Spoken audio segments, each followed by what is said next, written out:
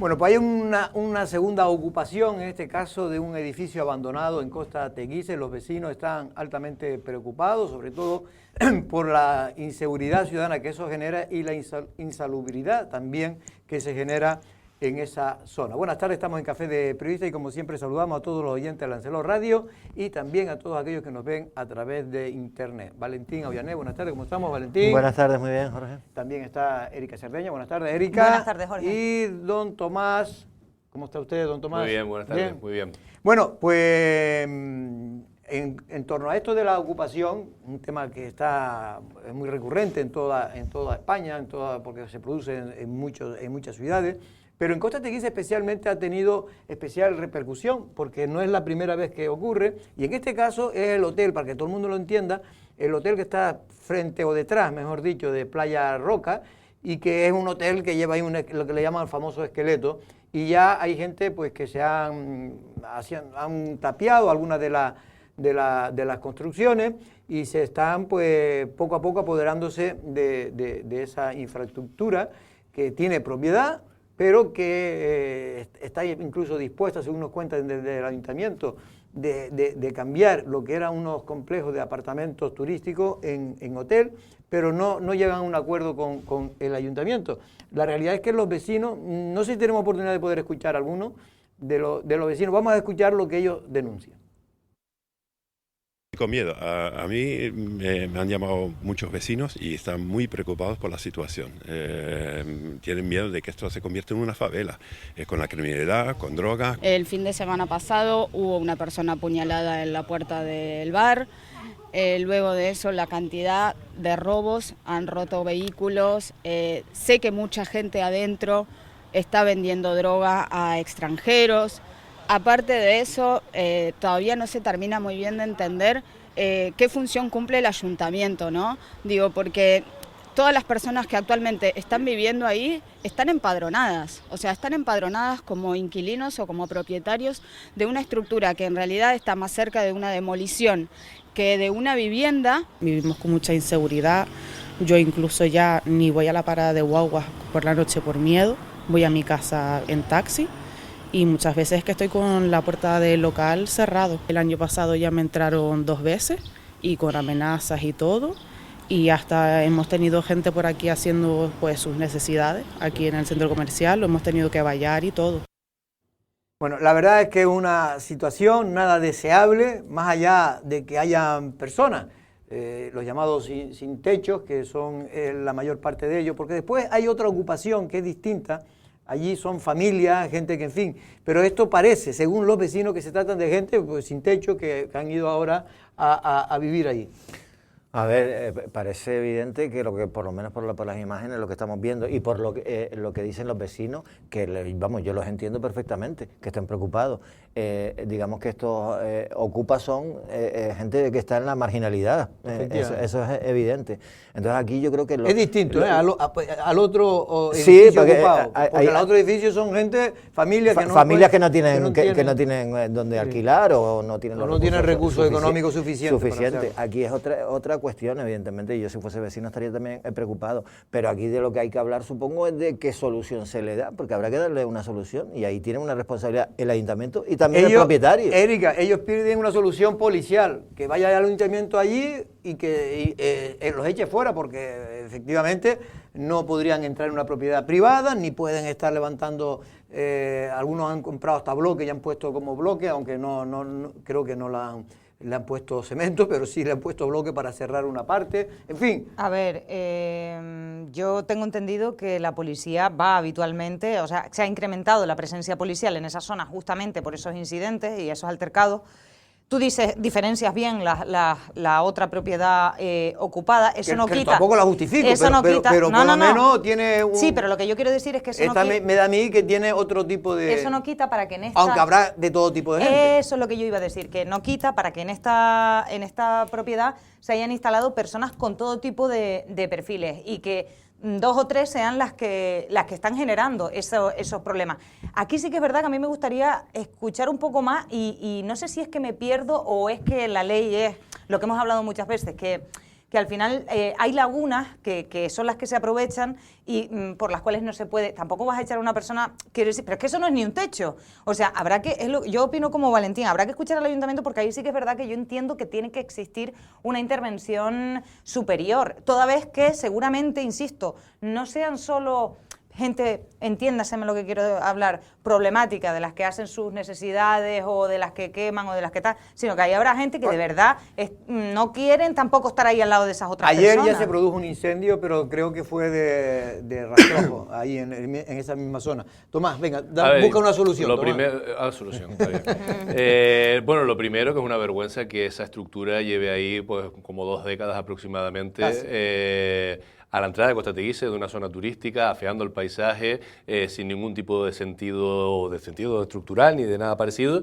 Y claro, cuando tú generas basura, porque eso es una basura, o sea, es basura en este caso de bloques y cemento y demás, pero que no tiene una funcionalidad sino basura, pues al final pues puede terminar una persona. Obviamente eso no tiene las condiciones de habitabilidad mínimas, o sea, si la diferencia, más allá del perfil de unos y otros, lo que está claro es que hay gente que se está quedando en casas que sí son casas, y luego esto directamente es un cobertizo, una cosa que te cubre como mucho, pero vamos, que todo el mundo que lo ha visto, y entonces claro, ¿qué tipo de persona puede acabar en un lugar así? Pues seguramente que tienes que estar muy en la marginalidad, o sea, no una familia mínimamente estructurada de trabajadores, en fin, que también esa realidad existe y que hay que darle una solución, sino que ya seguramente son personas pues que directamente, pues eso, tienen unas condiciones de desestructura en sus vidas, pues que les puede, bueno, que no solo desestructura en sus vidas, sino... Es como vivir bajo un puente. Exacto, y claro, pues claro que tirarán la basura y las heces y todo este tipo de cosas porque es que no hay conductos, pues claro que terminarán haciendo hogueras porque no hay un fuego, porque no hay una electricidad, porque no hay nada, o sea, está... Entonces, claro, a los vecinos de alrededor son los primeros afectados, pero yo creo que es que el gran problema está en que esa estructura asquerosa, porque es asquerosa desde el punto de vista estético, de cuando pasas por allí y también de la basura que se ha acumulado en todos estos años, siga de pie en una de las zonas turísticas de esta isla de Lanzarote. Y la pregunta que habría que hacerse es ¿a quién le corresponde derribar eso? Yo entiendo que le correspondería al propietario de ese esqueleto. Y si no lo ha hecho hasta ahora, no sé por qué será, pues no tiene... Bueno, tú sabes que no tiene efectivo. En la época de Osvaldo Betancourt y también en la primera etapa de Olivia, algunos acuerdos se han llegado con estructuras también que estaban abandonadas en Costa Teguise y se han podido llegar a acuerdos y se han reestructurado, algunas se han tirado y se han hecho otros edificios completamente nuevos, diferentes a lo que estaba previsto, siempre ganando estrellas, digamos, en este caso calidad. Pero con este tema no hay un acuerdo entre el ayuntamiento y la propiedad, según nos cuentan en fuentes del municipio. Pero no sé lo que nos cuenta en este caso la concejala de urbanismo y teniente de alcaldesa Rita Hernández. Y estamos a la espera, ya hay un informe técnico, falta el informe jurídico para ver si es viable o no es viable. Eso es lo que está ahora mismo la legalidad. Así es como está ahora mismo esa parcela. Nosotros lo que desde urbanismo, donde único podemos actuar es una vez que recibamos el acta de la policía local donde nos diga que hay obras, lo único que podemos hacer es abrir expediente disciplinario, comunicarle a la propiedad que está haciendo obras ilegales y que se le va a precintar. Pero ¿qué vamos a precintar si los propietarios no están haciendo obras, si las obras las están haciendo personas que se han metido? Bueno, la realidad es que es un tema muy complejo. Y una cosa, y perdona Jorge, claro, la concejala se atiene a la legalidad estricta, que es en plan, pues ¿qué podemos hacer? Pues en caso de que percibamos que se están poniendo bloques uno arriba de otro, pues tú no puedes hacer una obra sin un permiso municipal, si no cumple con una serie de parámetros, entonces ahí ya se irá la policía a presentar. Pero yo digo, ¿y cumple con algún parámetro legal, de ordenanza, de lo que sea, una estructura de bloques de cemento armado ahí durante 20 años? O sea, creo que a la propiedad se le debía haber exigido ya desde hace tiempo que esa estructura así, tal cual está, no puede mantenerse así, ¿no? O sea, digo yo... pero vamos, de esas hay en toda Lanzarote montones, gente que no pinta las casas, que no sé cuánto, es que debería haber ordenanzas municipales que penaran ese tipo de cosas y a lo mejor ahí ya el propietario dice, oye, a lo mejor no me compensa tenerlo así, prefiero derribarlo ante la insistencia de la administración pública a la hora de hacer cumplir la ordenanza. O que sancione, que sancione a través de la ordenanza, porque yo estoy de acuerdo con Valentín de que el derribo, en todo caso, debería partir, o sea, los costes debería asumirlos, pues, quien en primera instancia hizo esa estructura, que es el propietario del suelo. Ahora bien, que por lo que sea te niegas, pues que exista alguna vía legal, que exista una ordenanza, y si no existe, no sé qué, porque ¿cuántos años llevan esas estructuras ahí? Como 20 años, porque desde la última crisis de la de 2008. O sea, Pero lo que pasa es que eso hay un problema jurídico, porque para tú, un ayuntamiento, tirar eso, tiene que ir a un pleito. Para tirarlo, Pues que vaya. para derribarlo. Claro, que vaya. Mira los problemas que está generando. Pero ya han ido, de hecho ya han ido. Lo que pasa es que los propietarios también tienen derecho a defender, en este caso, al decir pero que... Pero el propietario no tiene derecho a tener una estructura de hormigón armado a la vista, por Claro, ejemplo. pero por Entonces, eso digo si yo... le vas multando pero, y cuando le duela el bolsillo... Pero el problema, Tomás, mira, ahí oye, donde está, es que ahí, eso, como se ha dicho siempre, nos gustará más o menos, ahí puede hacerse lo que hicieron en su día. No, con lo que tendría que terminarlo. O no. Claro, Es que no lo ahí a hicieron, medias no. es que ese es el problema, que no lo hicieron. Claro. Jorge, no lo hicieron y Jorge, porque el propio fue cuando los famosos pleitos del Cabildo contra los hoteles de Yaiza y también con algunos de Costa Teguise. Y por eso se quedaron ahí. Vale, pero igual que tú como y después propietario. vino la crisis y ya terminó por no vale, levantar pero cabeza. cuando tú como propietario tienes derechos, yo estoy totalmente de acuerdo, también tienes unas responsabilidades, todos pagamos Nos el gustará IBI, más o menos, todos porque yo pagamos creo la que ya basura, que Costa todos Teguise pagamos- ya está más que sobresaturado. Pero mira, el sentido común lo que te dice es que el ayuntamiento lo que debería hacer es derribarlo y pasarle la factura al Sí, pero es propietario. que derribar eso tiene que ir a la justicia. Claro, para tener una propiedad privada. Claro. Pero si, yo lo que digo es, si yo en mi casa que vivo en Titerroy, porque tengo un gato y el muro del balcón era muy bajo y me daba cosa que el gato se saltara, y yo no pude poner una estructura, sino que tuve que gastarme la de aluminio porque yo no puedo poner una estructura de cemento, ¿sabes lo que te digo? O sea, una cosa tan simple como un cerramiento de una azotea. No pude hacerla porque, cumpliendo la ordenanza, no sé qué me expusiera que en algún momento me venga el ayuntamiento. ¿Cómo es posible que 20 años una propiedad de ese tamaño pueda tener bloque visto, agujeros y no sé cuánto, y no hay ninguna ordenanza que pene eso? O sea, mientras tanto, mientras se decide la justicia a poder entrar al ayuntamiento, tirarlo o no, oiga, pues yo le voy poniendo una multa cada 2 por 3 porque usted no está cumpliendo la ordenanza, y yo creo que ahí ha habido una dejadez de todo. Yo creo que no ha sido tan fácil porque yo sé que lo han pretendido, ahí ha pasado distintos gobiernos, desde el PSOE, han estado Dima, ha estado... y no han sido capaces de poder técnicamente y jurídicamente hacer ese tema, porque se estaba en conversaciones y bastante avanzadas y se había llegado a un acuerdo con la legislatura cuando gobernaba Domingo Ceja con la propiedad, pero al final no se sabe por qué el Cabildo no aceptó, en este caso en la época de Dolores Corujo no aceptó ese acuerdo. Claro, porque también Dolores Corujo, ellos han estado siempre en contra de la construcción de esos hoteles y ha evitado que... Pues se habrá llegue que tomar un otras acuerdo. medidas después de tanto tiempo, en el sentido de que, oye, tú no puedes presumir de Costa Teguise como núcleo emergente turístico en Lanzarote y que esté de esa guisa. O sea... Bueno, lo cierto es que está complicado, pero a mí ahora lo que me dicen la gente, porque sabían que este tema iba a surgir, iban a decir que eso es una ilegalidad, lo que es esa estructura, ellos lo que quieren ahora es la seguridad, sobre todo la seguridad y la insalubridad que puede generar este tipo de ocupación, porque ahora de momento creo que son una docena de personas las que están ocupando ese edificio, pero el temor que tienen es que si nadie toma medidas, pues poco a poco se vayan incrementando y vaya a tener overbooking. Bueno, vamos a otro tema, porque hoy estuvo en el Peje Verde de los compañeros Pedro Martín y Sergio Calleja, no sé si tuviste oportunidad de ver, Manolo Fajardo Palarea, que ya había hecho una serie de declaraciones, pero hasta ahora no había hecho una intervención tan grande y a tumba abierta con los compañeros Pedro y Sergio. No sé si tuviste oportunidad Estaba de en el espejo a la hora que Estaba lo en el entrevistaron, pero sí coincidimos cuando entró, que además aprovechó la autonómica también para cogerle unas declaraciones antes de que entraran en el Peje Verde. No lo he oído, pero bueno, sí que me han llegado alguna información en torno a lo que ha dicho, que bueno, va muy en la línea de lo que ya recogía, por ejemplo, hoy el periódico La Provincia, que sí habló ayer con él, ¿no? Que él, Manolo Fajardo, lo que dice que su hijo es un empresario, que él no está imputado, no está investigado en esta causa, y que tranquilidad total, mantiene la tranquilidad total, porque creo que ahí no hay nada ilegal en la actuación de su hijo. Y no sé si... A ver, yo invitaría a que la gente, porque ya está la entrevista de Manolo Fajardo, del senador, en el podcast de Lancelot Radio, por si la quieren escuchar, también la pueden encontrar en las redes sociales. Yo que lo vi por allí... como siempre, esto sí me gustaría destacarlo, porque lo fácil para él sería no dar declaraciones, y como siempre ha sido muy amable, muy tranquilo, como entró al estudio, como estuvo en el estudio, o sea, en su talante habitual, pese a ser un tema realmente que le toca por dos partes. Por la parte política, digamos, estamos hablando de un referente que es el expresidente Zapatero, y por otra parte la parte personal, en la que se menciona la figura de su hijo dentro de ese auto, que no imputado, y entonces él insistió en eso.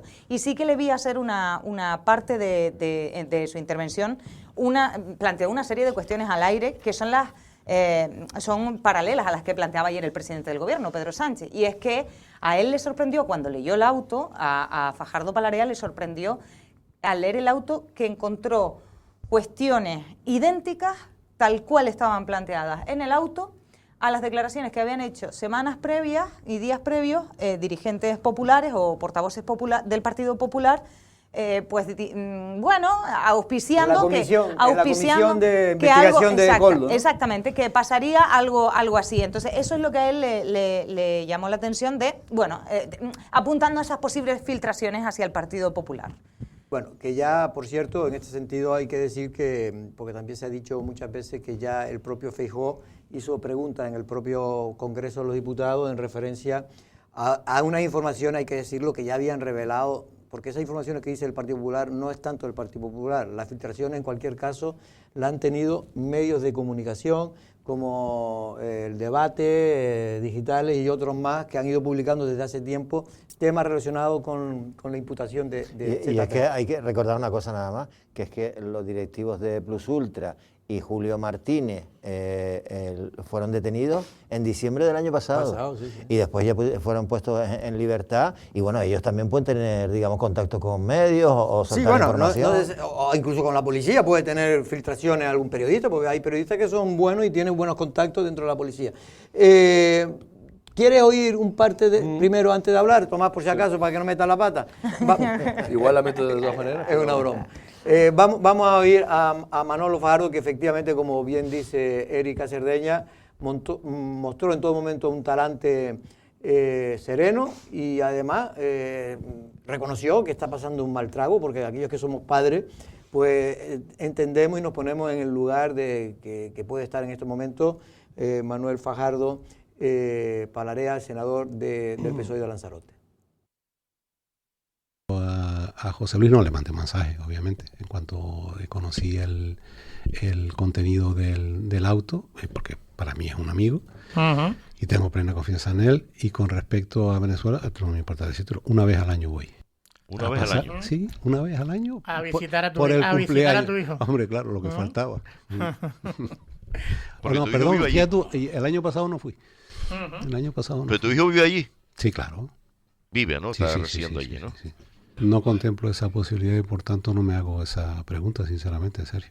Ya. Que mi hijo esté sentado en un banquillo por lo que dice el auto o por lo que le imputa el auto, que todavía yo desconozco qué es lo que le imputa el auto, que no sea más allá. Es que por el momento no tiene ningún tipo de imputación, que yo sepa. Pues por eso. No, vamos a ver, cuidado, porque ya lo he dicho con anterioridad, tú lees el auto y tú dices, bueno, está diciendo que es una trama, que está en un segundo nivel. Por eso algunos partidos políticos están aprovechando la ocasión. Y a algunos que sé, o algunas que sé, que están muy contentas con esta información, solamente les deseo que sean felices, y que yo no les deseo lo mismo a nadie, ¿no? Que pase por un mal trago, porque no deja de ser un mal trago. Yo no voy a ser un hipócrita. Tengo total confianza. Mi preocupación es ser, te lo digo sinceramente, por eso estoy respondiendo así, pero no habrá fallado nada. Será el resultado del acervo probatorio que se vaya recabando durante la instrucción, si eso ocurre, ¿no? Y contra eso habrá que defenderse, si ocurre. A ver si da tiempo a que los cuerpos y fuerzas de seguridad del Estado, en este caso la UDEF, tenga tiempo suficiente para hacer un análisis riguroso porque claro, nos podríamos encontrar entonces, bajo las circunstancias, te lo digo ahora como abogado, de que se le tenga que tomar declaración a un investigado 4 o 5 veces, pues a medida que se va avanzando en la investigación. Y tomarle declaración a José Luis. Y yo creo que es muy importante, porque claro, si alguien atribuye a otra persona el ser el vértice de una trama, al primero que hay que tomar la declaración es a ese supuesto vértice, porque si ese supuesto vértice da cumplida respuesta a las dudas que pudieran haber sobre su actuación, todo se acabó, ¿no? Bueno, pues es lógico que, a ver, don Manuel Fajardo, más allá de ser senador, es padre, ¿no? Y como todo padre, pues tiene que, en este caso, confiar en la inocencia de su hijo, ¿no? Y es evidente que él, en cualquier caso, él es también abogado, es penalista precisamente, Manolo Fajardo, y él sabe de lo que está hablando, ¿no? Y en este caso, él lo que dice que en el peor de los casos, que si va al banquillo o de acusado, o en este caso es procesado, pues se tendrá que defender y defender en este caso en los tribunales. Tomás, que es el único que falta, venga. Bueno, sobre el señor Fajardo Palarea, yo siempre lo he considerado, quizás por ese talante que tiene, por esa forma de hablar tan serena, se me ha parecido una persona seria. Entonces me cuesta, porque tampoco tengo los datos suficientes, más allá de lo que he podido leer del auto y de lo que aparece sobre la persona de su hijo, que parece que cumplía cierto papel, según esas investigaciones de la UDEF, en Venezuela, poco más puedo decir sobre eso. Ahora, sobre el caso en general, que sí, yo creo que ya podemos comentar. Yo soy de los que al principio, cuando leí la primera noticia, cuando no estaba ni siquiera el auto sobre la mesa, escrito por el juez, pues sí que dice uno, porque es verdad que el señor Zapatero tiene un cierto reconocimiento en la izquierda del Estado español y que es una persona que además fue tan machacada en el momento de la crisis, cuando luego nos dimos cuenta de que en realidad llegó Rajoy y fue peor, o sea que era una crisis que era inabarcable y se le echó la culpa, que yo creo que pues hubo cierto resarcimiento por parte de la izquierda de decir, oye, pues luego si pones en comparación o ves la cantidad de cosas que se consiguieron, el matrimonio igualitario, en fin, que era un activo y obviamente era un activo era un referente de la izquierda, referente y un activo no solo del PSOE, es más allá del PSOE. Sí, y un activo electoral, que además cada vez que ha habido elecciones y las cosas estaban ahí medias apretadas, que las encuestas no daban, salía el señor Zapatero, decía 3 cosas y como que tenía una autoridad. Y entonces yo eso aquí ha echado una mano, aquí en Lanzarote ha echado una mano siempre al PSOE. Y entonces uno lo primero que le da por pensar es, oye, qué bien tardan para saber quién es M. Rajoy y qué poco tardan para ¿no? Esa es la primera idea, ¿no? Pero luego cuando estaba leyendo el auto, más allá de la legalidad o no, o sea, más allá de lo penal, más allá de lo que se pueda juzgar, que habrá que demostrarlo, ¿no? O sea, y que no me parece tan fácil leyendo el auto, ¿no? Porque para que haya tráfico de influencias tiene que haber algún funcionario o algún cargo público que haya intercedido de manera real, que se haya corrompido. Y veremos si eso es o no. Pero la verdad que ya el estandarte o el baluarte de ser una personalidad abanderada de la izquierda, a mí me cuesta ya con lo que estoy leyendo del señor Zapatero. O sea, yo ya voy a ir incluso más a lo que es la humanidad de las personas, ¿no? Es decir, una persona que tiene un sueldo como todos los expresidentes de 6.000 y pico euros al mes, que puedes agrandarlo porque eres expresidente y puedes dar una charla, 3 charlas, 4 charlas y ganar un dinero, realmente, sea o no delictivo lo que ha hecho, el tener a 2 chiquillas de 20 y pico años en el momento de estos hechos, generando una sociedad que llegó a ingresar, según cuenta hoy El País, 500.000 euros del taponazo. El tener a otra sociedad, que es la de tu amigo, que está, o sea, generando... Por encuadernar, ¿eh? O sea... Encuadernar informes que hacía el Zapatero. Todo eso, más allá de que sea delictivo o no, demuestra una moral o una manera de entender el dinero en general y el dinero público en particular, porque hay dinero que obviamente fue de lo público a empresas como Plus Ultra, que ya deja mucho que desear. O sea, que tú lo que quieres decir es que los presidentes no deben estar metidos en negocios... Que me ha decepcionado. Por muy legales que sean. Por muy legales que sean, pues sinceramente, cuando tienes que hacer tanta triquiñuela, cuando tienes que generar sociedades pantalla, cuando tienes que hacer no sé qué offshore, cuando tienes... Pues de verdad, más allá de que si al final se ha corrompido o no, o a un funcionario o a un miembro de la administración para tomar una decisión, ya la verdad que como ente espiritual de la izquierda, a mí me cuesta seguirlo. Y yo creo que ese es el varapalo que está sufriendo ahora mismo el Partido Socialista. Yo creo que buena parte de los que somos progresistas que decimos, oye, para una persona que además contaba con el, digamos, con el dato positivo de que yo creo que es de los pocos gobiernos del Estado español a los que no se le conoce una trama corrupta en el momento de su gobierno. O sea, así como la Kitchen en la época del PP, o al único, así como en la época de Felipe hubo... Exacto, pero con Zapatero no, y que luego haya salido de su cargo de presidente y pudo haber seguido ganando dinero, claro que sí, si nadie dice que tenga que ser de repente un franciscano, ¿sabes lo que te digo? Y tener voto de pobreza, pero oye, todo esto que está uno viendo, chiquillas de 20 años ganando $500,000 del taponazo, que por no sé cuánto oral, oye, de verdad. Pero Tomás, dime una cosa, porque no. hablando del tráfico de influencias se habla de que hay que presionar a algún funcionario. Tú acabas de hablar de Zapatero, es que yo creo que eso va a ser difícil de demostrar y fíjate porque sí, puede ser que sí. A mí, todos con la consideración que tenemos de Zapatero, José Luis Rodríguez Zapatero, supongo que viene, es que no hace falta ni que presione, ¿me entiendes? Porque está el referente que a lo mejor ahí, ese servilismo que hemos visto en otros casos, en otras cosas, se daría de forma natural. Quiero decir, viene el expresidente José Luis Rodríguez Zapatero y le dice a alguien, oye, esto, tal...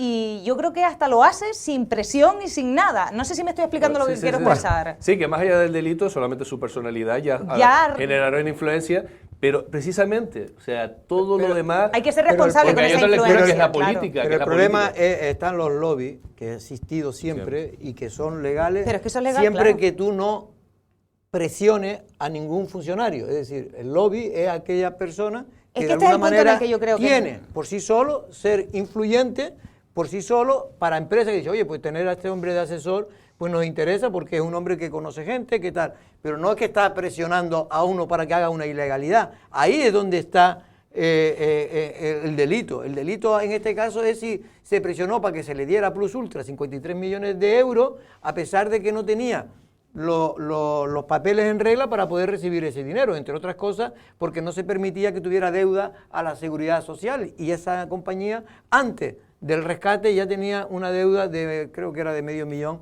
a la bueno, y el interés social que tiene la empresa dentro era un 0,08% lo que representaba esa empresa. O sea, hablaban de interés estratégico, creo. Sí, general. O sea, a todos nos llamó la atención el rescate ya de Plus esa Ultra, empresa creo. estaba, por lo que dice, ya estaba tocada. Fastidiada. Estaba tocada. Pero que más allá de que haya delito o no, yo creo que, y sobre todo si eres de izquierda, es que de verdad la izquierda no puede tener una vara de medir igual a la de la derecha porque el votante de izquierda... si no serías de derecha, Tomás.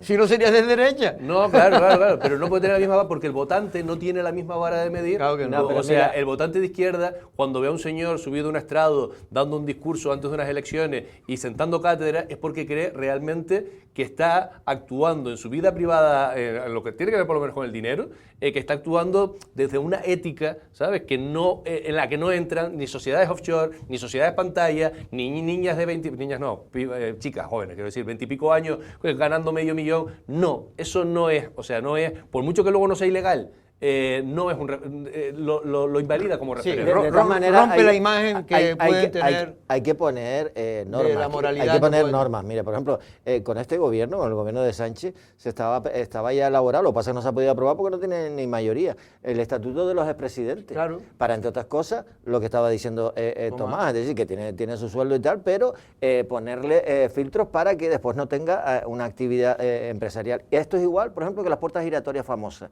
Es decir, cuántos ministros y cargos han terminado en grandes empresas en las que cuando estaban en el gobierno tomaron decisiones sobre esas empresas. Entonces todo esto hay que regularlo de alguna forma, ¿no? Bueno, pues este tema va a ser un tema recurrente, Tomás. No te preocupes que la próxima semana todavía puedes seguir hablando más, pero es que tenemos otro tema. Y simplemente para terminar, me lo comentabas antes, que efectivamente ahora el Partido Popular pues ha emprendido, era lógico, toda una ofensiva para tratar de aprovechar este resbalón, que yo creo que es el resbalón más grande que puede recibir el Partido Socialista, incluso la figura de Pedro Sánchez, porque Pedro Sánchez se ha respaldado siempre, precisamente en esa imagen que tú dices de honestidad. De honestidad de Zapatero, y no solo ya la honestidad, sino también esos discursos que ha dado Zapatero. Sí, de la autoridad que tiene por ser un referente. No, y por todo lo que tú dijiste, de tema de avances sociales, avances civiles, en fin, de que está un hombre bien considerado en el ámbito de la izquierda. De la izquierda y de la derecha. Yo creo que Bueno, Zapatero lo ahora- respeta mucha gente. Yo creo que Pero esto le sobre ha todo, sorprendido. sobre todo de la izquierda. Otra cosa, sí, pero otra cosa es que los dirigentes del Partido Popular, que el Partido Popular aproveche ahora para, vale, esto, pero pasaba a la inversa también, o sea, quiero decir, pero yo estoy convencida, es que Zapatero goza del respeto del adversario político también. Porque, vamos, quien no se tome en serio a Zapatero, ¿sabes lo que te quiero decir? Y esto lo Desde el empaña punto de todo vista en de un la momento muy honestidad, delicado. sí, desde el punto de vista de la honestidad, sí, pero yo creo que precisamente fue tal el machaque cuando salió, porque claro, le tocó lidiar con la crisis de 2008 ya. y tuvo que incumplir, entre comillas, los de incumplir, o sea, cosas que decía una cosa y a los 6 meses tenía que hacer otra. Ahí fue cuando, por ejemplo, se cambió la Constitución para incluir el tema del déficit, todo este tipo de cosas, y cuando salió, yo creo que luego nos dimos cuenta de que realmente Zapatero no montó la crisis de 2008, que fue una víctima más y que luego vino toda la primera legislatura de Rajoy, que eso cada viernes nos daba una sacudida. Entonces ahí creció, yo también creo, la figura de Zapatero, aunque le dieron palos, pues mira que le dieron palos cuando estaba gobernando, pero luego creció y ahora la verdad que todo Fue esto- realmente en 2000, en las elecciones de cuando se hizo presidente Pedro Sánchez, cuando empezó él a involucrarse de nuevo en la política y sacó adelante un PSOE que estaba en las últimas. Vamos con otro tema, porque quería, primero hay una cosa importante que yo sé que mucha gente dirá, bueno, después de este tema, hablar de los guirres, pues tampoco... Pues sí, los guirres. Zapatero es un ser humano de 6 millones, de 6.000 millones. ¿Cuántos somos? No más. ¿Cuántos seres humanos somos? Somos un 8.000 montón. millones. Demasiados, y Tomás. guirres hay muchos menos. Y guirres hay muchos menos, O sea, pero que la más buena hay- noticia, Tomás, nos la daba el otro día uno de los responsables que están en la red, en fin, de naturaleza del gobierno de Canarias, y es que en Timanfaya hay una pareja, y esa pareja ya desde el año 2000, estoy hablando de memoria, pero creo que fue en 2023 precisamente, ya tuvo cría, y otra vez ha vuelto a tener cría, en este caso en 2026. Yo sé que a ti los pajarillos te gustan mucho. Bueno, pajarillos son pajarracos. Este pájaro es espectacular. Es o sea, espectacular. Es increíble. Y además que espectacular, estaba prácticamente en extinción. Bueno, de hecho todavía está declarado Claro, claro. en Sí, extinción. en peligro. Pero en Lanzarote yo creo que llegó, me comentaba, en paz descanse, Domingo Concepción, que creo que quedaban 3 parejas mal contadas. Y ahora hay 12, y 12 territorios donde pueden nidificar, lo cual está diciendo que hay una ligera embrionaria recuperación de esa ave, en fin, que es de las, creo que las únicas carroñeras que hay ahora mismo, En ¿no? Canarias, sí. Bueno, y el cuervo, claro. Pero el cuervo, no sé si hay una especie de cuervo autóctona de Canarias. A mí me parece mucho más importante que lo de Zapatero, esto sin duda. Lo digo en serio porque al final el Mira los guirre... pollitos, Sí, o sea, el guirre, eso, ave carroñera, que es familia del alimoche, o sea, el nombre el alimoche de Canarias. en el mundo es el alimoche, y en Canarias, el alimoche canario es como una subespecie del alimoche, que sería el guirre, una palabra indígena, o sea, el término que lo nombra, el término guirre es una palabra que heredamos de nuestros aborígenes, o sea, que esto lleva conviviendo con los seres humanos desde que llegamos a estas islas, que claro, que se vio afectado principalmente por el abandono de la ganadería, porque claro, lo que come es carroña, cuando la gente tenía cabras, y muchas cabras, sobre todo en estas islas orientales, y por ahí morían y por ahí quedaban, era el guirre el que tenía esa función, ¿no? del ecosistema, también de regenerarse y de comerse a ese, ¿no? Y por eso digo también los aborígenes estarían acostumbrados a cabra muerta, guirre volando alrededor, ¿no? Y que el abandono de la ganadería, junto también a otros peligros, como por ejemplo el tema del cableado, todo eso, ha terminado haciendo que un animal tan espectacular, yo lo he visto volar en Fuerteventura, aquí en Lanzarote nunca lo he visto volar. En Fuerteventura hay muchos más. Pero abajo Pero es que en Fuerteventura tienen las cabras de costa para comer. Claro, el ganado guanil, o sea, cuando vas por Cofete, por ejemplo, se ven guirres volando y a mí me parece increíble, porque yo creo que de ese porte, o sea, de esa envergadura. No, de esa envergadura Tiene, no hay una creo ave que llegan canaria. a tener entre unos, creo que estoy hablando de 1,30 a 1,65. Ya Y que no se- tienen- y que se ya no pueda tienen- llegar a envergadura me recuperar, refiero me cuando parece- abren las alas. Ya no tienen lo desperdicio animal de una ganadería, porque las ganaderías ahora están muy controladas, pero es verdad que en Fuerteventura la cabra de costa sigue muy presente, siguen, pero por toda la costa, no solo Sí, en sí. Cofete. Yo sé que la gente conoce más la parte sur, pero tienen que ver, o sea, toda la cabra de costa que hay, como Bueno, yo soy de aparte Betancuria, aparte que sé todo lo Fuerteventura que hay por es allí. 3 veces la dimensión de Lanzarote. Claro, pero que te quiero decir Y que son por eso- animales que están en relativos salvajes, Es sí. que aquí hay 12 parejas y en Fuerteventura creo que hay 100 parejas. Que a mí me parece extraordinaria, sí es verdad, porque yo creía que había muchas menos. A mí ver volar un guirre Lo he que visto pasa dos es que la veces en mi convivencia vida. del 100 guirre con el cuervo... 100 parejas, no tiene problema. De todas maneras, lo que dice Tomás es importante, pero lo que es increíble es que en islas como Gran Canaria y Fuerteventura y Tenerife, hasta los años 60, 60 a lo mejor, por ahí había y han desaparecido. Hay una película de los hermanos Ríos, de las últimas que hicieron, o sea que es los hermanos Ríos fue lo que hicieron Guarapo, Mambí, hicieron como una trilogía así de asuntos canarios, y había la última que hicieron, que me acuerdo que estaba estudiando yo en La Laguna, se llamaba El vuelo del Guirre, y hablaba de un hombre emigrado a Venezuela y que cuando vuelve ya no hay Guirre. O sea, cuando regresa, entre las cosas que le impactan de la nueva Canarias que conoce después de tanto tiempo, desaparición. es que desapareció el Guirre. Sí. Toma, Tenerife, en este caso. Nos están esperando ya el invitado, no queremos hacerlo esperar, pero hoy hay una noticia importante en torno al agua, y es que Canal Gestión, ayer cuando salíamos aquí del Café de Periodistas, nos sorprendía con un comunicado donde decía que va a denunciar al Cabildo de Lanzarote, en este caso, por incumplimiento, y que se van, que ellos son ahora los que se quieren ir. Es decir, que el Cabildo lo quiere echar, ellos se quieren ir. ¿Cuál es el problema? No, es que vamos, yo creo que es la primera vez que coincide Canal Gestión y el consorcio del agua. El problema son los 78 millones que piden de indemnización. Que no figuran en el contrato, Jorge. No Esos figuran. 78 no están en el contrato de 2013. O sea, no hay un compromiso del consorcio del agua de que tenga que invertir. Eso es un informe que tiene Canal Gestión de que hacía falta una inversión de esa cantidad. Vale, que ellos valoraron una inversión pública de esa cantidad. Para poder mejorar. Pero en el contrato no figura eso. Después, los 40 millones famosos en las tarifas.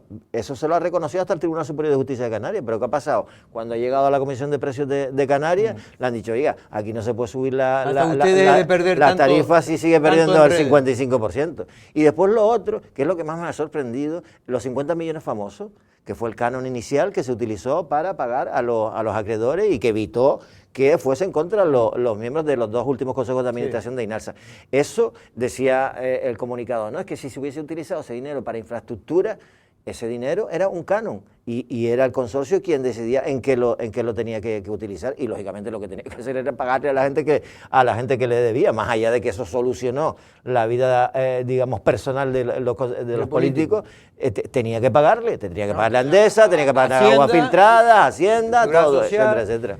Efectivamente. O sea que no veo yo demasiado chicha. La verdad que este tema tiene mucho más recorrido, pero es que ya tenemos a nuestro invitado, pero lo que también nos están llamando mucha gente es que ahora mismo Canal Gestión está presentando una imagen realmente mala del agua, porque ya desde el lunes hay media isla sin agua y todavía continúa media isla sin agua. Es verdad que están haciendo virguerías, dando agua a uno, cortando, poniendo para que todo el mundo más o menos en 1 o 2 días siempre tenga agua, pero hoy está prácticamente también unos 20 y tantos pueblos del interior sin agua, entre ellos donde yo vivo, en Tahití, así que a ver si se acuerdan de al menos abrir de vez en cuando esa llave. Bueno, vamos con nuestro invitado.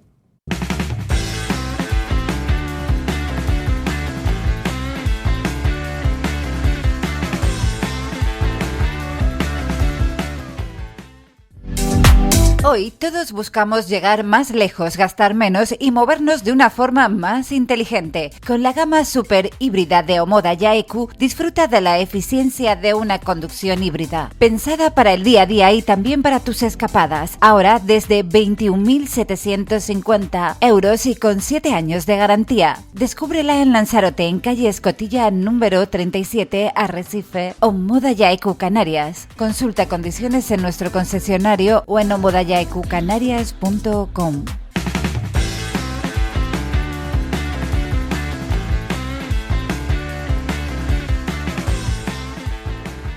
Bueno, vamos a hablar un poco de turismo, de calidad turística, y en este caso vamos a hablar de cómo está Canarias, pero sobre todo también la isla de Lanzarote, nuestros espacios turísticos, cómo están de conservados y dónde tenemos que poner el acento para mejorarlo. Vamos a hablar de todo ello con Héctor Mateo Castañeira, que es el Director General de Infraestructura, Sostenibilidad y Calidad Turística del Gobierno de Canarias. Muy buenas tardes, don Héctor, ¿cómo estamos? Hola. Bueno, pues precisamente estamos hablando de calidad turística. Aquí en esta tertulia y en Lanzarote especialmente siempre se habla mucho de calidad turística, pero para mí ya es un discurso, y perdone que se lo diga don Héctor, manido, porque se habla siempre de mejorar la calidad turística, pero no sé si usted cree que se ha mejorado mucho. Canarias en los últimos años ha mejorado su calidad turística de esos espacios turísticos públicos. Acabamos de conocernos. Y es una cosa que yo, de verdad, acabamos de conocernos. Es una cosa que repite un montón, que las palabras vacías de contenido y muy repetidas a mí no me gustan nada. Y veo que coincidimos. Sí. Entonces, bueno, en definitiva, ya entrando en materia y dejando bromas, algo que nos hemos encontrado desde la consejería, bueno, y se hubiera encontrado quien fuera al llegar a la consejería, hemos encontrado que realmente la calidad, que es mi ámbito, sí, infraestructura, sostenibilidad y calidad, la calidad de las infraestructuras en Canarias estaba disminuyendo porque esto es un destino obsoleto, lógico, se habían ido deteriorando. Y en ese sentido, que hizo su pregunta, en ese sentido los dos grandes grupos de acción de la Consejería de Turismo y de la Dirección General de Infraestructuras es, por un lado, obra nueva, infraestructuras de obra nueva, pero lo justo, porque es un territorio muy delicado, somos islas, y reparación, renovación, restauración de infraestructuras, muy en línea con lo que dicen. ¿Para qué? Para que así conseguimos mantener el nivel de calidad, porque es cierto que muchas infraestructuras, paseos marítimos, estamos actuando en distintas cosas, paseos marítimos, por ejemplo, senderos, necesitan una reparación y dan muy mala imagen. Y, si me permites, sí, en línea también con todo eso y atándolo con lo que desde turismo estamos avanzando y en particular desde infraestructuras, también otro aspecto relacionado con la calidad es el mantenimiento de las infraestructuras que se financian en buen estado. Yo siempre, utilizando palabras coloquiales, le digo a los técnicos funcionarios con los que tengo la suerte de contar, que la persona que está pasando por la calle nos está mirando.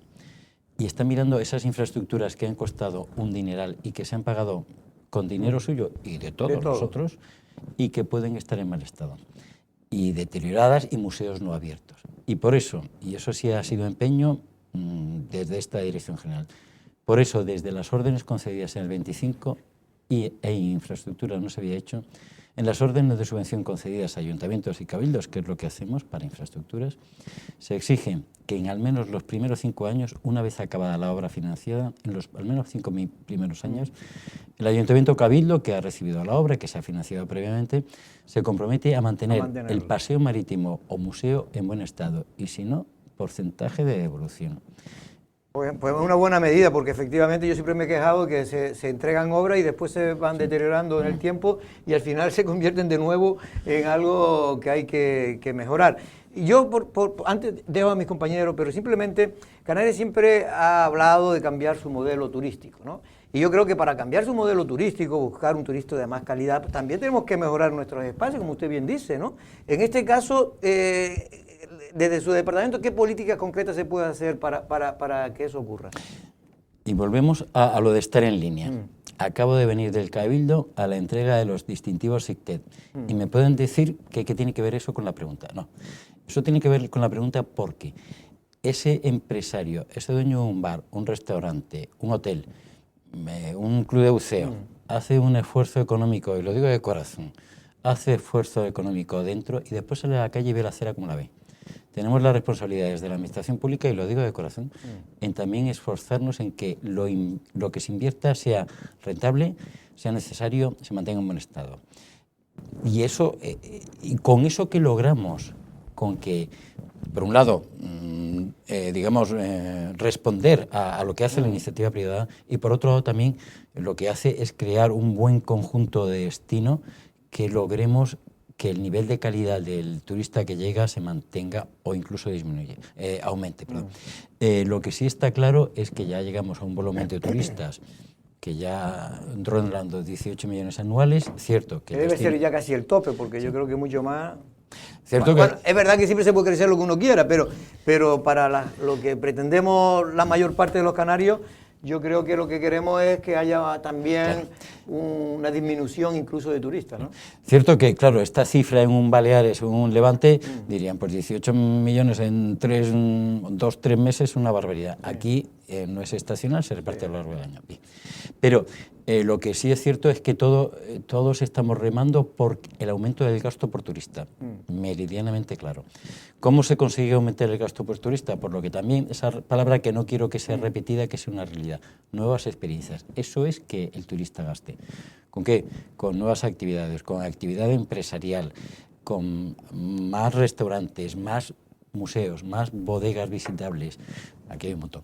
En Lanzarote. En definitiva, que venga un turista que tenga mayor gasto, ¿no? Pero también para eso, como usted bien decía antes, tenemos que tener nuestros espacios turísticos cuidados, no solo el privado, que ha hecho ya muchos de ellos sus deberes, sino también, en este caso, hacerlo también los ayuntamientos, los cabildos y el gobierno de Canarias. Sí, buenas tardes. A mí me gustaría saber, dado que es la primera vez también que se ven, que nos vemos, sí. No, pero la verdad es que es una dirección general que creo que es muy importante. Sin embargo, no se ve demasiado en los medios de comunicación actuaciones que se hagan desde la dirección general, que supongo que habrá muchísimas. Yo le quería preguntar sobre todo por Lanzarote, es decir, pues, supongo que cada isla es diferente. En Lanzarote sabe que además tenemos una, una querencia fundamental por el medio ambiente, el territorio, etcétera, etcétera. Pero me gustaría saber en Lanzarote qué se ha hecho en materia de infraestructura, de mejorar la calidad de nuestras infraestructuras públicas y si ahora mismo hay alguna obra o alguna subvención que esté en marcha desde su dirección general, ¿no? Si me permite, voy a empezar por lo amplio, por lo general. Prometo no alargarme. Cuando llegamos a la consejería nos encontramos en que desde infraestructuras se estaban financiando cosas que no eran turísticas y por eso decidimos ordenar, crear de un modo muy riguroso líneas estratégicas de infraestructuras turísticas para Canarias. ¿Cómo? Oyendo a las necesidades, oyendo a los ayuntamientos que tenían que transmitir necesidades al Cabildo y así trazar el Cabildo lo que serían las líneas para esa isla. Y también oyendo al empresariado, es decir, oyendo a quien supiera cuáles son las necesidades. Oyendo, si no, no se puede trabajar correctamente.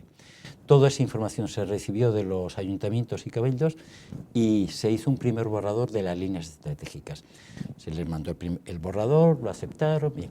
Entonces, eso se aprobó por Consejo de Gobierno. En definitiva, lo que estamos trazando es unas líneas 5 para Canarias y cada isla tiene de esas 5, 2, 3, 4, las que sean, que se adecúen a su territorio. Pero ya digo, ¿cómo se han definido? Porque se ha oído las necesidades. Entonces, en primer lugar, así queda claro que se financia solamente lo que se ajuste a la línea de esa isla. No se financia una piscina como ha ocurrido en un municipio que no es turístico. Eso no es turismo. Tenemos que hacer rentables los recursos turísticos. Eso por un lado. De esas líneas estratégicas que cada isla tiene las suyas atendiendo a las necesidades que detectaron los conocedores del territorio, a continuación se van a firmar convenios específicos isla por isla entre la Consejería de Turismo y el Cabildo, porque el Cabildo nos ha puesto encima de la mesa actuaciones que vienen de los ayuntamientos y que se ajustan a las líneas y que además todo lo que se financie a partir de, bueno, lo debo decir, a partir de esta legislatura lo que se financia de infraestructuras tiene que tener toda la documentación. No se va a financiar nada que no tenga toda la documentación. ¿Por qué? Porque ha ocurrido en ocasiones que se ha financiado un ayuntamiento algo que no tenía toda la documentación y el ayuntamiento ha tenido que volver con intereses. Eso no puede ocurrir porque eso es dinero tirado. Entonces, en cuanto a actuaciones importantes en Lanzarote, ya digo, estamos firmando el convenio que recoge actuaciones. Pues digamos en el 26, muy a destacar, estaba repasándolo antes, muy a destacar el municipio de Teguise, en Costa Teguise, ha presentado dos solicitudes de financiación. Una de ellas en un campo nuevo donde está entrando la Consejería de Turismo, que es en la financiación de redacción de proyectos a ayuntamientos y a cabildos. Nosotros, infraestructura solamente financia a corporaciones locales, a cabildos y ayuntamientos, no a entidades privadas. Entonces, se están financiando la redacción de proyectos, 16 proyectos, un valor de 145.000 euros en Teguise, para proyectos de adecuación de calles del entorno turístico de Costa Teguise. Es decir, que los proyectos los están haciendo ustedes. No, financiando al ayuntamiento para que ellos los saquen a la calle. Vale. Eso es importante, que las cosas salgan a la calle, le tenemos que dar actividad a la calle, a la calle. Una vez finalizado el proyecto, que tiene unos plazos, ya se atenderá a la obra, claro, pero hay que empezar por el proyecto. En Teguise también el año pasado se financió por 635.000 euros distintas actuaciones en el municipio de Teguise, paseos marítimos, adecuación de paseos marítimos y también nuevas actuaciones. También en Teguise, como saben, es uno de los 5 pueblos más bonitos de España, en la redacción de pueblos más bonitos, y desde infraestructura, no desde esta legislatura, sino de anteriores, se financia con 100.000 euros actuaciones referidas a los pueblos más bonitos. En Canarias están Teguise, Betancuria, Tejeda, Agulo y Garachico, esos 5, ¿no? A cada uno de los 5 van a 100.000 euros anuales, que se tienen que justificar, evidentemente. En Teguise se financió dotación por la línea de pueblos, dotación de aseos en el mercadillo de Teguise, previamente también se había financiado dotación del Museo del Timple, también dotaciones, pueden ser obras o dotaciones. Y lo que va a contener, y me estoy alargando, lo que va a contener el convenio de infraestructuras, que ya digo, firmamos con el Cabildo. El convenio de infraestructura recoge una serie de obras que nos ha puesto encima de la mesa el Cabildo, habiendo oído a los ayuntamientos. También nosotros, como consejería, podemos poner alguna actuación encima de la mesa. Las que pone el Cabildo encima de la mesa se financian a 50%, Cabildo y Consejería.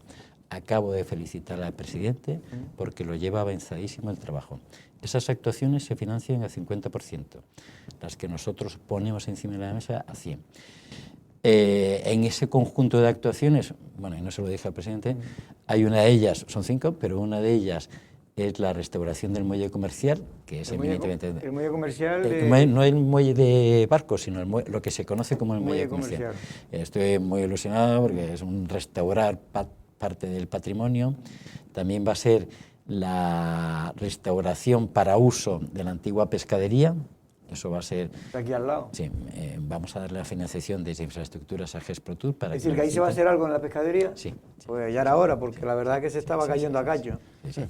Yo es que viví ahí mi infancia y me bañé tantas veces en esa pescadería y la veo como está tan abandonada, una cosa que podría ser muy bonita para... Pues además es que tenemos verdadera ilusión en ese tipo de cosas porque es darle uso al patrimonio. Es relativamente fácil hacerlo, ¿no? Tampoco es grande, en fin, porque no hay que hacer muchas cosas. Tomás, quería hacer una pregunta. Me quedan 3 más. Ah, ¿te queda otra más? Me quedan 3. Venga, pues vamos a ver qué más.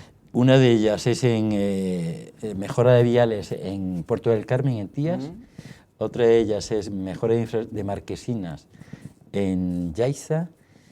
Y la tercera es un alumbrado público en zona turística. Todo esto es turístico. Cuando dice Yaiza se refiere a Peña Blanca, me imagino. Sí. Alumbrado público en Tías. Es curioso, lo riguroso que intentamos ser es que me viene a la cabeza un caso. Sí. Una solicitud de financiación que hubo de un determinado ayuntamiento X en una zona turística, pero técnicamente se detectó que era en zona turística, pero era donde había vivienda, de zona residencial, pero siendo turístico. Y entonces eso no se consideró porque no se ajustaba a la línea X. Entonces intentamos ser muy, muy rigurosos, solamente necesidades turísticas con toda la documentación para que nunca se tenga que devolver. Tomás. Pues justo yo le quería preguntar al señor Castañera por esa cuestión, por la diferenciación entre qué es turístico y qué no es turístico, porque claro, en un país que recibe 18 millones casi medio de turistas al año como es Canarias,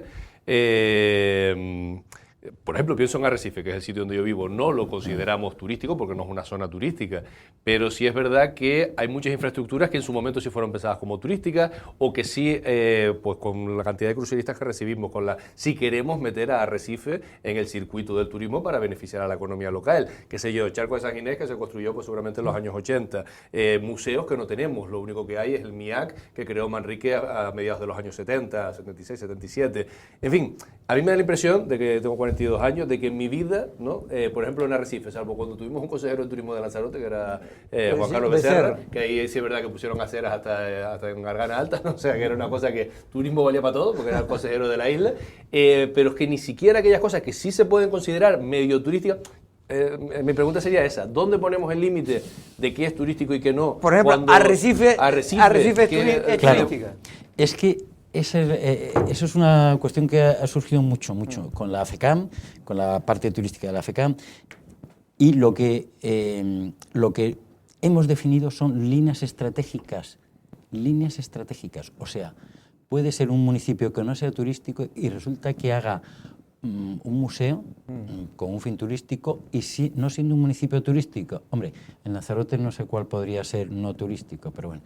Es que Lanzarote, pero más que toda Lanzarote, claro, como isla es turística. Claro, toda pero Lanzarote. más que municipio es la acción. Vale. Lo que se financia es la acción. La acción, no el municipio. Acción, la obra, el proyecto. Y esa obra o redacción de proyecto se tiene que ajustar a esa línea que se ha definido para esa isla. Pero, por ejemplo, a la pregunta concreta, señor Héctor, que hacía Tomás, sí. si Arrecife, por ejemplo, podría tener algún tipo de plan, de los planes estratégicos. Algunos de los que están ahí claro, son para Arrecife. el muelle el muelle comercial. Que es algo que es restauración de patrimonio, que eso lo ponemos lo destacamos muchísimo, muy en valor, para que sea un atractivo turístico. No porque sea o no sea un municipio turístico, no entramos en eso, sino que el uso sea turístico. Pero cosas que en Arrecife faltan, que no sé si les lo han comentado las instituciones locales. No tenemos un auditorio ni en Lanzarote, ni en Arrecife, ni en Lanzarote. Público, por ejemplo, eso podría ser financiado. O museo, el tema museístico. Llevamos, yo no sé, pues por lo menos de la última legislatura de Pedro San Ginés, con un proyecto de museo arqueológico, que ahí sí que supongo que porque le hace falta un empujón. O sea, yo creo que la administración canaria tiene que ponerse en una ciudad como Arrecife, que si la ha pateado se dará cuenta de la cantidad de carencias que tiene. Si la queremos meter también en esos circuitos turísticos, hay un montón de... O sea, es que no sé si ese tipo de actividades cabría, por ejemplo, un museo... Voy a responder indirectamente a la pregunta. O sea, yo no quiero que haya nada a mi punto de vista. No. Quiero que haya todo al punto de vista técnico. Y el punto de vista del técnico que lleva esa zona dirá, ¿eso se ajusta a la línea estratégica definida para Lanzarote, sí o no? Yo lo dejo por completo en manos. Hasta tal punto me gusta ser objetivo.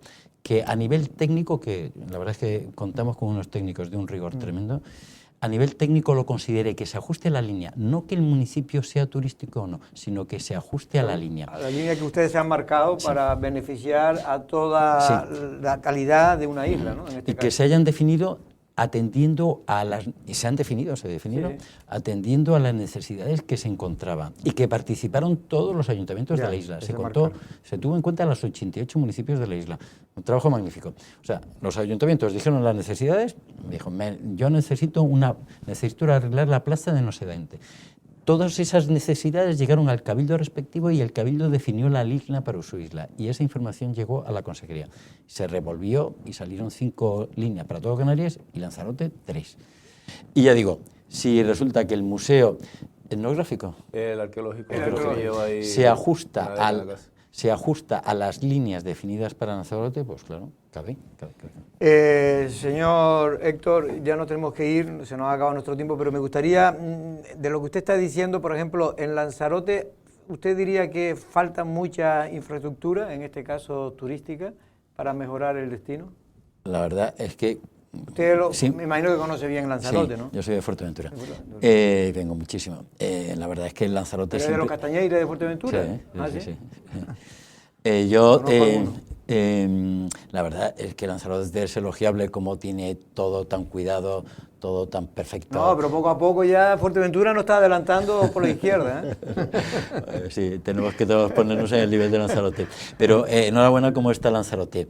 Ya digo, lo que sí creo es que tenemos que ser entre todos rigurosos en sacarle el máximo rendimiento al dinero público, en nunca devolver subvenciones, financiación, que toda la financiación que se otorgue sea con toda la documentación, que nunca tengan que devolver los ayuntamientos, eso es desastroso. Y desde aquí toda la colaboración con todos los municipios y todos los cabildos. Enhorabuena por cómo lo está haciendo Lanzarote. La pregunta de si falta infraestructura, la verdad es que yo no lo he detectado, pero claro, yo no conozco. No, yo lo que digo es que, y usted lo está diciendo un poco también, lo dijo en la primera parte, el tema de por ejemplo, Costa Teguise se ha quedado totalmente obsoleta, el tema de los espacios públicos. Yo estuve antes de ayer precisamente, y es que es verdad que es tan grande, porque Costa Teguise es un plan parcial muy grande y es muy complicado.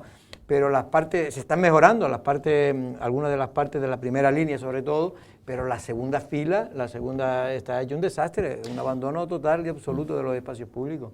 Esto es lo que se está atendiendo con la redacción de proyectos, cierto. Claro, la ciudadanía quiere ver la obra ya, pero es que requiere un proyecto previo. que al ser obra pública no necesita licencia, cierto, y es más rápido, pero requiere un proyecto previo, que es lo que ya digo, como una iniciativa de la Consejería se está iniciando desde el año pasado. Financiación también de redacción de proyectos. Los carriles bici, por ejemplo, esto es una curiosidad, son también, pueden ser competencia o pueden estar dentro de sería subvencionable área. También, sería subvencionable también. Lo veo muy interesante, además, en Lanzarote hay una grandísima tradición y lo veo muy interesante en que se puedan restaurar, se pueden hacer más, sé las limitaciones que hay para ampliar los arcenes de las carreteras, pero es un problema. Hacer todo lo posible. ¿Y su dirección general tiene, por ejemplo, competencias en las elaboraciones que por ejemplo, estamos ahora ante un plan de modernización, un nuevo plan de modernización en Tía? En los... ¿Y en Teguise? ¿Y en Costa Teguise?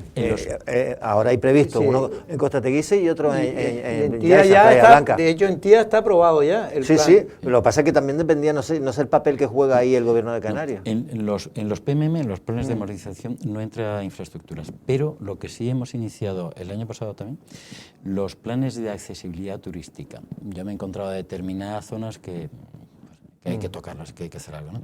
Entonces, lo primero es financiar al ayuntamiento para que haga ese plan de accesibilidad. Me estoy refiriendo a hacer más anchas las aceras, incluso un único sentido de calles. Primero hay que hacer el plan de una determinada zona turística. Eso lo supe porque conocí una determinada zona turística que estaba muy deteriorada y después se amplió la idea. Financiar al ayuntamiento y los planes. Ya nos hemos puesto en contacto con los ayuntamientos y les hemos dicho la posibilidad que hay es no plan de modernización, sino plan de accesibilidad. Y estamos hablando de hacer accesible las aceras, los rebordes de las carreteras, de las calles, todo ese tipo de cosas. Y primero, como digo, cierto, primero desde mi punto de vista hay que hacer un plan que ordene toda la zona turística y después financiación, proyectos de obra por zonas, que se podría financiar desde infraestructura, se ha financiado. Pues don Héctor, un abrazo y muchas gracias por estar aquí en Lancelot Televisión, en Café de Periodista, y esperemos que en una próxima visita a ver si alguna de esas iniciativas que ya usted nos ha señalado que se van a hacer, las vemos ya realizadas y ejecutadas. Muchas gracias. Muchas gracias, muchas gracias. Tomás, nos vemos la semana que viene. Nos vemos también con Valentín Audianet. Y por cierto, que hoy declaraba, se me había olvidado comentarlo, Aldama, precisamente por el caso Mascarilla, tanto de las Islas Baleares como del gobierno de Canarias.